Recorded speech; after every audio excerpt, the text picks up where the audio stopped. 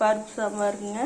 துவரம்பருப்பு 2 கைங்க, தக்காளி 2, சோம்பு 1 ஸ்பூனுங்க, சின்ன வெங்காயம் ஒரு 5, பூண்டு ஒரு 5 போட்டுங்க. மூழ்கிற அளவுக்கு தண்ணி மூழ்கிற அளவுக்கு ஊற்றிங்க. ஒரு 3 விசில் விட்டாச்சுங்க. தண்ணி வடித்து வச்சுட்டேன். கத்திரிக்காய் தண்ணியில் அடித்து போட்டிருக்குங்க. கேரட்டு, அவரைக்காய், முருங்கைக்காய் அரைச்சி வச்சுருக்குங்க. புளி தண்ணி ஊற வச்சுருக்குங்க. சாம்பார் தூள் 1 டீஸ்பூன், உப்புங்க, வெங்காயம் வணக்கி விட்டுருக்குங்க. எண்ணெய், கடுகு, கருவேப்பிலை தலைங்க, ஒரே ஒரு பச்சை மிளகாய், சின்ன வெங்காயம் ஒரு 10 சின்ன வெங்காயம், மல்லித்தலை, கருவேப்பிலை தலை வணக்கி விட்டாச்சுங்க. இனி நம்ம இந்த கத்திரிக்காயை போட்டு காயெல்லாம் போட்டு வணக்கிட்டுங்க. அந்த சாம்பார் பொடி உப்பும் போட்டுங்க. ரொம்ப நேரம் நம்ம வணக்க வேண்டியது இல்லை, 2 வணக்கி விட்டுங்க.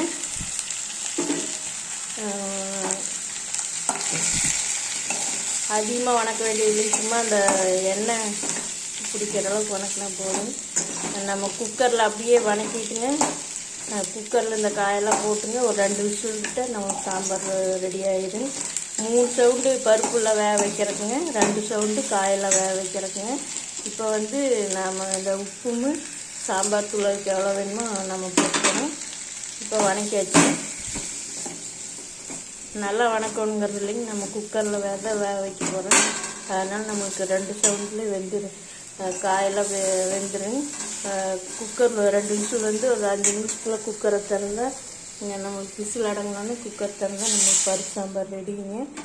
இப்போ புளி தண்ணி ஊற்றியாச்சுங்க. இப்போ உப்பு, சாம்பார் தூள் எல்லாம் போட்டாச்சுங்க. காய் கிட்டத்தட்ட ஒரு 1/4 கிலோ அளவு வந்துடும்.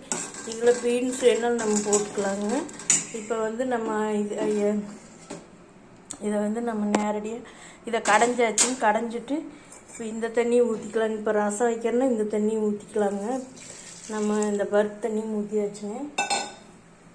இப்போ ஸ்டவ்வை வேகமாக வச்சுட்டு இந்த குக்கரில் ஊற்றிங்க.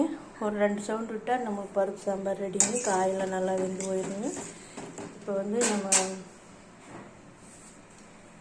இதை எடுத்து ஊற்றலாம்.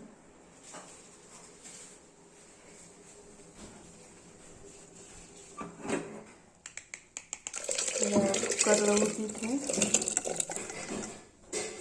ஒரு 2 விசில் விட்டால் போதும். உப்பெல்லாம் நம்ம டெய்லி வைக்கிறதுனால நம்மளுக்கு அளவு தெரியுங்க. அவ்வளோதாங்க. மூடி போட்டு 2 விசில் நம்மளுக்கு பருப்பு சாம்பார் ரெடிங்க.